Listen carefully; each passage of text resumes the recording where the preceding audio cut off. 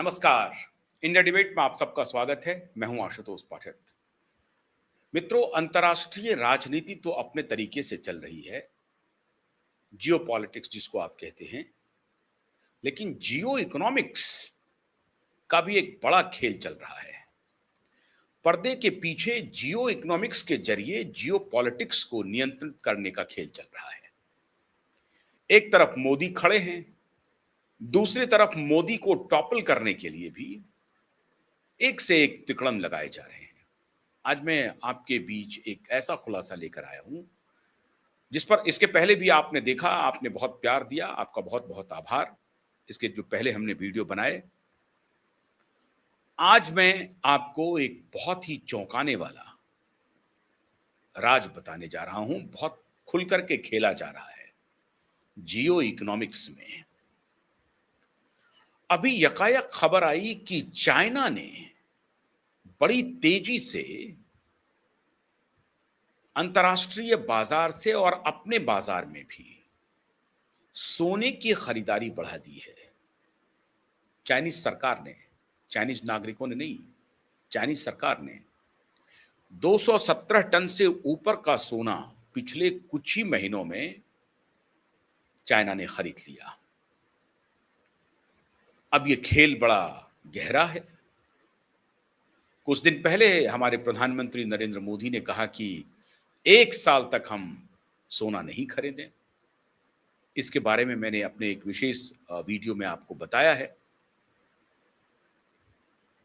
तू डाल डाल हम पात पात का खेल चल रहा है। जो अंतर्राष्ट्रीय सटोरिया है, जो खिलाड़ी है, वो अपने अपने तरीके से खेल रहा है।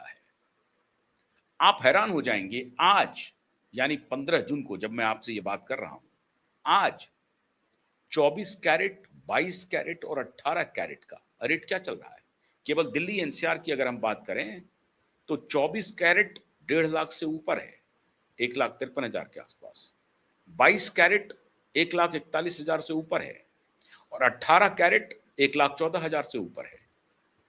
ये सिर्फ दिल्ली एनसीआर का मैं आपको आंकड़ा बता रहा हूं।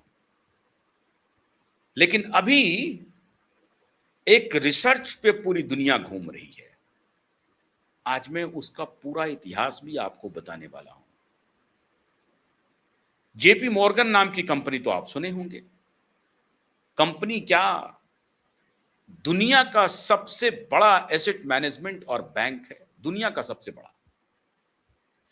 और दुनिया भर की कंपनियों, हजारों कंपनी, सैकड़ों नहीं, दुनिया भर की हजारों कंपनियों में जेपी मॉर्गन का निवेश है। अब जेपी मॉर्गन और ये सोना का खेल क्या है, अभी मैं बताता हूं आपको। क्यों 153 प्रति औंस जो चल रहा है 10 तोले का कीमत 24 कैरेट का, अभी अनुमान लगाया जा रहा है कि ये प्राइस और बढ़ेंगे। एक तरफ मोदी कह रहे हैं सोने की खरीदारी मत कीजिए, तो बाजार पर तो असर पड़ना चाहिए था। अगर बाजार में प्रधानमंत्री खुद कह रहे हैं डिमांड को कम कीजिए, फिर भी बाजार नेगेटिव, मतलब जो प्रधानमंत्री कह रहे हैं ठीक उसका उल्टा व्यवहार कर रहा है, तो खरीदारी कहां हो रही है? क्या जो आम सोने के खरीदार हैं, जो कंज्यूमर हैं, वो खरीद रहे हैं सोना, या सोना कोई और खरीद रहा है? क्या भारत का रिजर्व बैंक जो फेडरल बैंक है वो सोने की होर्डिंग में लग गया है, सोनी खरीदारी कर रहा है? हमने एक दिन पहले आपको बताया था कि विदेशों में जो सोने हमारे रखे हुए थे रिजर्व के रूप में, बैंक ऑफ इंग्लैंड और बैंक ऑफ रीसेटलमेंट स्विट्जरलैंड में, वहां से भारत सरकार ने अपना 77% से अधिक सोना वापस मंगा लिया है।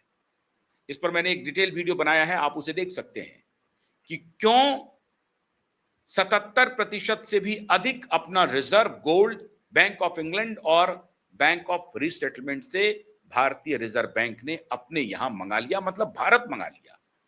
हम क्यों रखें उनके पास सोना? हमारी आवश्यकता, हम क्यों, वो हमें कह रहे हैं कि हम सिक्योर करके देंगे। अरे चोर ही कह रहा है कि हम तुम्हारी संपत्ति की चौकीदारी कर रहे हैं। तो चोर को भारत ने पहचान लिया, बड़ी अच्छी बात हुई। अब इसे दूसरे अर्थ में कहें कि नहीं नहीं, उनके यहां सोना रहता कोई दिक्कत नहीं था, लेकिन हमने मंगा लिया। अरे कोई ना कोई तो खटका होगा। खटका यह हुआ होगा कि अगर जियोपॉलिटिक्स और ये जो वॉर का जो वातावरण बना हुआ है, अगर ये एस्केलेट किया, वर्ल्ड वॉर हुआ, या दुनिया दो हिस्सों में बट गई, तीन हिस्सों में बट गई और हर तरफ युद्ध का वातावरण बन गया, पता नहीं कल बने, परसों बने, 1 साल बाद बने, 2 साल बाद बने, 25 साल बाद बने, 50 साल बाद बने, तो एक देश के रूप में तो हमें 100 वर्ष 200 वर्ष की प्लानिंग करके चलनी पड़ेगी कि आने वाले 50 वर्षों में क्या होगा, आने वाले 100 वर्षों में क्या होगा। एक व्यक्ति अपने परिवार के बारे में कल, परसों, साल, 2 साल, 20 साल, 25 साल के बारे में सोचता है। उसी प्रकार से एक सरकार के लिए 25 साल, 50 साल, 100 साल इसकी रूपरेखा होती है अपने देश को लेकर के।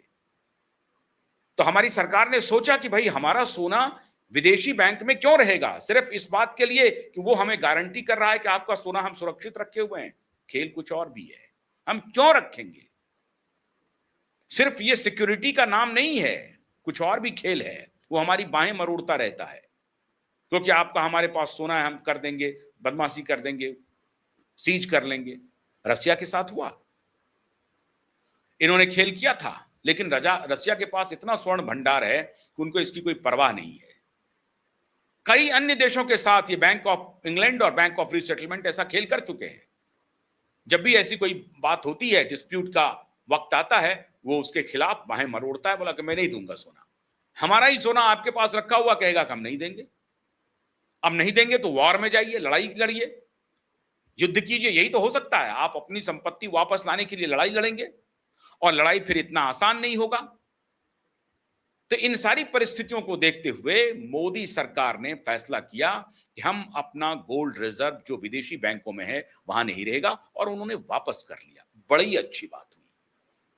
अब मोदी जो अपना विदेशी मुद्रा भंडार है उसको बचाने के लिए अपील किया कि हम अधिक सोने की खपत ना करें, सोने की खरीदारी ना करें। जैसे ही सोने का डिमांड रेज होता है, हमारा जो डॉलर का जो खजाना है वो खत्म होते जाता है, और दूसरी तरफ अगर हमारा रुपए कमजोर होता जाएगा तो भी हमारा जो विदेशी मुद्रा भंडार है उसमें कमी आएगी। ऐसी परिस्थिति में हमें इन सब चीजों को ध्यान में रखना पड़ेगा। तो एक तो अपने गोल्ड रिजर्वॉयर को उन्होंने दुरुस्त किया, रिजर्व को दुरुस्त किया, विदेश से वापस लाया, और उसके बाद प्रधानमंत्री ने बयान दिया कि आप सोने की खरीदारी कम कीजिए। बावजूद इसके मित्रों, सोने की प्राइस घटने के बजाय बढ़ती जा रही है। जेपी मॉर्गन ने अभी एक रिसर्च किया, और कब किया रिसर्च? 9 जून को, 10 जून को वो पब्लिश हुआ है। 9-10 जून को उनकी एक रिपोर्ट आई जेपी मॉर्गन की कि ये प्राइस और बढ़ सकती है क्योंकि दुनिया भर की सरकारें सोने की खरीदारी कर रही हैं। चाइना खरीद रहा है, चाइना ने बीच में ही बड़ा खेल कर दिया। चाइना अपना गोल्ड रिजर्व बढ़ा रहा है। गोल्ड रिजर्व तभी कोई देश अधिकृत रूप से, कोई सरकार बढ़ाने की कोशिश करता है जब उसको लगता है कि आने वाले दिनों में युद्ध छिड़ सकता है। तो हमारे पास युद्ध की विभीषिका को झेलने के लिए अपनी संपत्ति होनी चाहिए, वो सोना होना चाहिए। मतलब सोना को हम मानक के रूप में इंटरनल इकोनॉमी में भी यूज कर सकते हैं और एक्सटर्नल इकोनॉमी में तो कर ही सकते हैं। इंटरनल इकोनॉमी में भी सोना को मानक के रूप में प्रयोग किया जा सकता है। इसलिए हम सोने का रिजर्व बढ़ाते चले जाएं। तो दुनिया भर की सरकारों ने ये सोने खरीदने शुरू किए। अब ये खरीदने का खेल शुरू कैसे हुआ मित्रों? मैंने क्यों जेपी मॉर्गन का नाम लिया?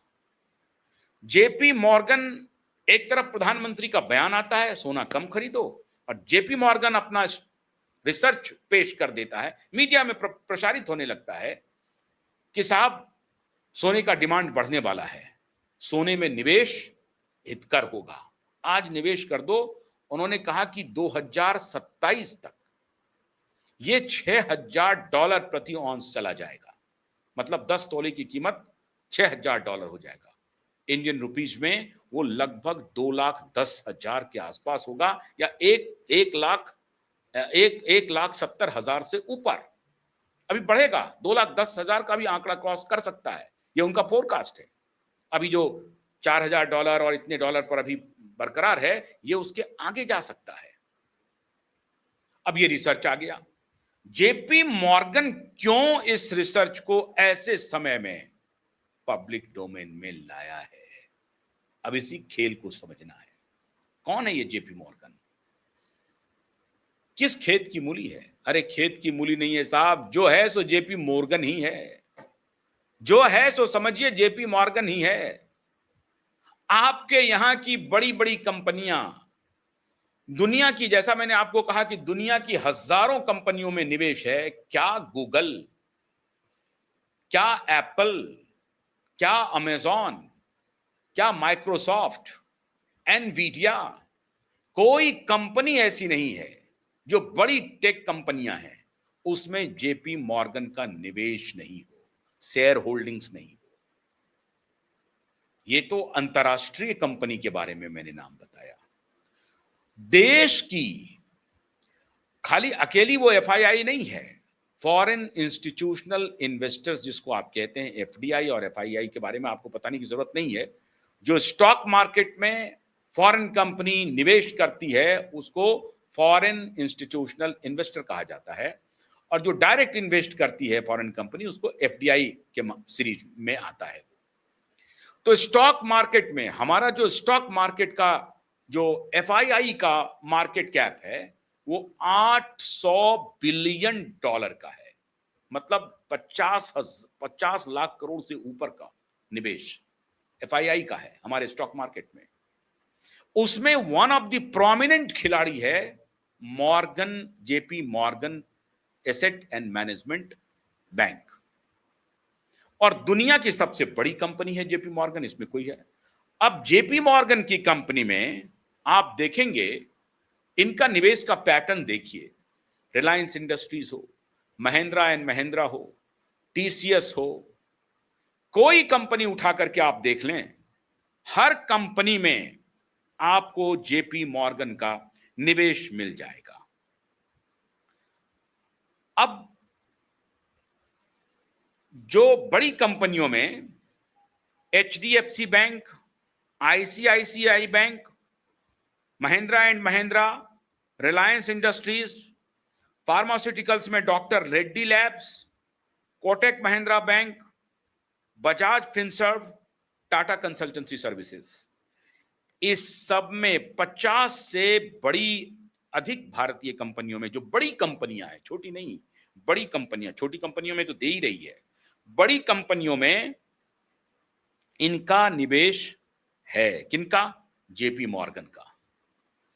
अब आप सोचिए, आईसीआईसीआई बैंक भी सोने की खरीद और बिक्री करती है, एचडीएफसी बैंक भी सोने की खरीद और बिक्री करती है, और ये जितनी बड़ी कंपनियां हैं ये तो अलग अलग सेक्टर्स में है। बजाज फाइनेंस हो, फिन सर्विस हो, दूसरी कंपनी हो, जितने मैंने 17 आपको लिस्ट बताए थे जिसमें सोना और चांदी की खरीद जो आयात कर सकते हैं उनका है।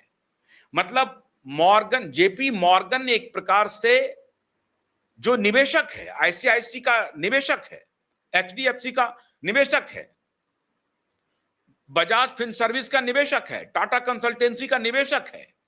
इन बड़ी कंपनियों में निवेश है जेपी मॉर्गन का साहब। तो जो निवेशक है, क्या वो ये कह नहीं सकता है कि भैया सोने की और डिमांड बढ़ा दो, खरीद लो, और मैं बता रहा हूं सोने का प्राइस ऊपर जाने वाला है। फिर आईसीआईसी जो है वो विदेश से फिर इंपोर्ट कर लेगी, एचडीएफसी भी इंपोर्ट कर लेगी, और यहां पे मीडिया में ये सर्कुलेट हो जाएगा कि सोने की कीमत और बढ़ने वाली है। क्यों बढ़ने वाली है? क्योंकि इंटरनेशनल क्राइसिस होने वाला है, डिसरप्शन है, इकोनॉमिक डिसरप्शन सीवियर होने वाला है, और ऐसी परिस्थिति में आपकी संपत्ति सोना ही होगी। तो जो नॉर्मल कंज्यूमर है, हाउस होल्ड कंज्यूमर जो है, उनको भी प्रेरित किया जा रहा है कि आप सोने खरीद लीजिए, सोने खरीदने से आपका नुकसान नहीं होगा। अब मित्रों, आज मुझे यह पूरी थ्योरी समझ में आ रही है कि बचपन से आपको पढ़ाया गया कि सोना आप अगर खरीद लेते हो या सोना अगर आपके पास है तो आप धनवान हैं। आप हैरान हो जाएंगे, पूरी दुनिया में दूसरा सबसे बड़ा कंज्यूमर बेस भारत का है। गांव गांव में सोने का चलन है और भारत में सोने की खदान नहीं है। तो ये खेल आज से नहीं चल रहा है, ये खेल प्राचीन जमाने से चल रहा है। अच्छा, हमारे यहां अगर सोना था तो उसे ही लूट करके ये लोग ले गए। डच ले गए, हून ले गए, शक ले गए, ब्रिटिशर्स ले गए, ये सब लुटेरे ले गए और मुगल ले गए। और ये लूट लूट करके अपने यहां सोने का रिजर्वोयर बना लिया और वहां से अब ये हमें सरमन दे रहे हैं।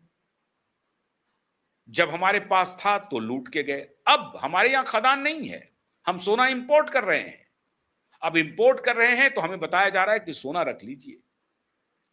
अब ये नैरेटिव चल रहा है, मतलब छोटे कंज्यूमर को भी प्रेरित किया जा रहा है कि आप सोना खरीदिए। बैंकर्स को कहा जा रहा है कि आप सोने की, प्रधानमंत्री की बातों पर जाने की जरूरत नहीं है, ये तो ऐसे ही बोलते रहते हैं, सोना मत कम खरीदो, कम खरीदो, कम खरीदो, इसका कोई मतलब नहीं है। प्रधानमंत्री की बात को ध्यान देने की जरूरत नहीं है। ये रिसर्च ये कह रहा है, पर्दे के पीछे से जेपी मॉर्गन का रिसर्च आ गया कि सोने की कीमत और बढ़ेगी। जेपी मॉर्गन क्यों कह रहा है वो मैंने बता दिया आपको। जेपी मॉर्गन का मतलब है कि भारत की पूरी अर्थव्यवस्था, मैं अभी देख रहा था कि किन किन बैंकों में, एसबीआई के साथ इनका कोई कॉन्ट्रैक्ट नहीं है। भारत का जो नेशनल सरकारी बैंक है, बड़ी, सबसे बड़ी सरकारी बैंक एसबीआई का, लेकिन ये भी एसेट मैनेजमेंट में उनसे कंसल्टेंसी लेती है कि कौन सा स्टॉक खरीदा जाए, कौन से स्टॉक को बेचा जाए। इसमें ये जेपी मॉर्गन के जो कंसल्टेंट हैं उनसे ये कंसल्टेंसी लेती है। अब ध्यान देखिए साहब, इसी जेपी मॉर्गन की एक्स एम्प्लॉय श्रीमती महुआ जी मोइत्रा है, सिंपल ग्रेजुएट, योको कॉलेज न्यूयॉर्क से पढ़ करके सीधे जेपी मॉर्गन का जो हेड ऑफिस है न्यूयॉर्क में, श्रीमती महुआ मोइत्रा का अपॉइंटमेंट होता है और उसके बाद महुआ मोइत्रा का ट्रांसफर लंदन हो जाता है और फिर देखते ही देखते महुआ मोइत्रा वाइस प्रेसिडेंट बन जाती हैं जेपी मॉर्गन में। क्यों? क्योंकि कॉर्पोरेट एसेट मैनेजमेंट की विजार्ड हो जाती है महुआ मोइत्रा। देखिए साहब, कितना बड़ा ब्रेन है महुआ मोइत्रा का। और फिर 2009 में वो जेपी मॉर्गन को छोड़ करके भारत की पॉलिटिक्स में डैबल करने के लिए उनका नया इंडेवर शुरू होता है, उनका नया प्रयास शुरू होता है। तो प्रथम दृष्टिया कांग्रेस में, वहां बात बनी नहीं तो तृणमूल कांग्रेस में, और वहां से ये खेल चलना शुरू हो गया। अरे साहब, हर शाख पे उल्लू बैठा है, अंजाम गुलस्तां क्या होगा? कौन कहां किधर किधर से खेल कर रहा है पता ही नहीं चल रहा है। और सोने की कीमत बढ़ती जा रही है, लोग दौड़ते ही जा रहे हैं सोना खरीदने के लिए, दौड़े जा रहे हैं। प्रधानमंत्री कह रहे हैं कि सोना मत खरीदो, लेकिन सोना खरीदने के लिए एक पूरी लॉबी प्रेरित कर रही है कि सोने की कीमत अभी 2027 तक में 2,10,000 क्रॉस कर जाएगा। दुनिया में हर चीज खत्म हो रहा है, सोने की कीमत बढ़ती जा रही है। अब इस जेपी मॉर्गन का थोड़ा इतिहास समझ लीजिए। ये जो जेपी मॉर्गन है, इसके प्रमोटर को रॉबर्ट बैरन कहा जाता है, लुटेरा उद्योगपति कहा जाता है, लुटेरा। 1831 में ये जेपी मॉर्गन अपराधी था 13,000 दास को खरीदने का। अमेरिका में दास प्रथा थी, आप सबको मालूम है। अमेरिका क्या, इंग्लैंड में पूरी बहुत सारे दुनिया भर में दास प्रथा थी। मतलब लोगों को खरीद करके उससे बेगारी करवाई जाती थी, स्लेवरी जिसको आप कहते हैं। तो 13,000 स्लेव्स को इस जेपी मॉर्गन ने, इसका जो मालिक है इसका नाम है जेपी मॉर्गन, तो जेपी मॉर्गन ने खरीदा 13,000 स्लेव्स को। ये 1831 की बात मैं कह रहा हूं, ये तब से ये कंपनी चल रहा है, पुरानी। अब इसकी कहानी सुनिए, इसके आगे इनके ऊपर कितने आरोप हैं। टाइटैनिक फिल्म देखी होगी आपने, वो जो टाइटैनिक शिप है उसमें he was one of the traveller. इनको भी यात्रा करनी थी टाइटैनिक पे, लेकिन आखिरी वक्त में इसने अपनी यात्रा कैंसिल कर दी। अब इसे आप जाएंगे तो आपको लगेगा कि ये कॉन्स्पिरेसी थ्योरी है, लेकिन इनके ऊपर गंभीर आरोप है कि इन्होंने अपने जो बिजनेस राइवल्स थे उसको टाइटन पे चढ़ा दिया, टाइटैनिक पे चढ़ा दिया, और फिर टाइटैनिक खत्म हो गया, डूब गया समुद्र में, और ये बच गया। इसके अलावा दुनिया भर में फ्रॉड करने का, बैंकिंग फ्रॉड का, हर तरह के धंधे में ये शामिल है। जेपी मॉर्गन है, उसकी फैमिली शामिल थी, हर तरह के इंडस्ट्रियल फ्रॉड हो, नॉर्मल इकोनॉमिक फ्रॉड हो, ये सब काम करती थी। तो ये केवल ये बैंक और एसेट मैनेजमेंट का इनका कारोबार नहीं है। भारत में अगर ये स्टॉक मार्केट में one of the big FII के रूप में इनकी पहचान है। दूसरे भी हैं, फॉरेन इंस्टीट्यूशनल इन्वेस्टर, और नहीं बहुत है। मैंने जैसा बताया मार्केट कैप $800 बिलियन का है, 50 लाख करोड़ से भी ऊपर का, तो उसमें ये भी हैं। लेकिन इनका बिलियंस में $2 बिलियन के आसपास केवल इनका निवेश ही निवेश चल रहा है। अब आप सोचिए, रिलायंस इंडस्ट्रीज में भी हैं, महिंद्रा एंड महिंद्रा में भी हैं, आईसीआईसीआई में हैं, एचडीएफसी में हैं, टीसीएस में हैं। तो बचा क्या? ये बड़ी बड़ी कंपनियां इनमें निवेश है इनका, और कहलाते हैं सामने से बैंकर। हम तो बैंकर हैं साहब। खेल समझिए आप, अर्थव्यवस्था को जो नियंत्रित करेगा वही राजनीति को नियंत्रित करेगा। अर्थव्यवस्था ही रीढ़ है। जिस देश में आर्थिक शक्ति किसी और के पास, राजनीतिक शक्ति किसी और के पास, वैसी परिस्थिति में राजनीतिक शक्ति आर्थिक शक्ति का गुलाम हो जाता है। वही किया जा रहा है। हमारी राजनीतिक शक्तियों को बार बार आर्थिक शक्तियां गुलाम बनाने की कोशिश कर रही हैं। आपको सामने से लग रहा होगा कि अडानी सब कुछ नियंत्रित कर रहा है, अंबानी सब कुछ नियंत्रित कर रहा है। नहीं, इसे कोई और नियंत्रित कर रहा है, जो डिक्टेट करता है, जो समय समय पर इस तरह की कहानी गढ़ता है, जो युद्ध करवाता है पूरी दुनिया में। अमेरिका के ऊपर, इनके ऊपर भी अमेरिका में जबरदस्त मंदी, रिसेशन का दौर आने वाला है। वहां भी ये पैसे कमा रहे हैं। इनको देश की भौगोलिक सीमा से कोई लेना देना नहीं है, इनको पॉपुलेशन से लेना देना है, और वो पॉपुलेशन इनके लिए बाजार है। फिर 7 समंदर पार इनको जाना पड़े, जहां इनका ओरिजिन है, जहां के ये नेशनल है, वहां करना पड़े, कोई दिक्कत नहीं है। लेकिन इसे अमेरिका से लेना देना नहीं, इसे भारत से लेना देना नहीं। इनकी कोई प्रतिबद्धता अमेरिकन के प्रति नहीं है। हाँ, अगर डीप स्टेट वहां डंडा दिखा देगा, वहां की डिफेंस अगर इनको डंडा दिखाएगी, तो ये उनके लिए काम करने लगेगी। उनके लिए काम भी कर रहे हैं।